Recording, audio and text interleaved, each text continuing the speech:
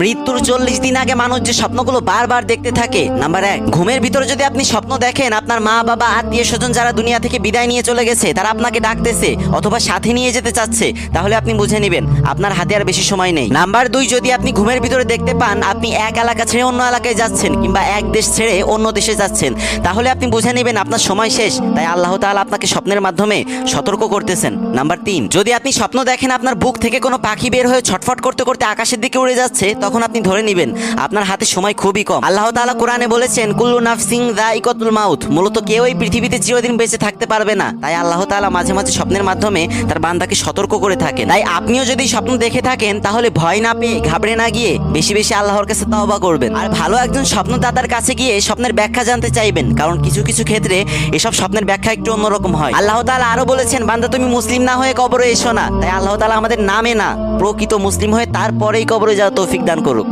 আমিন।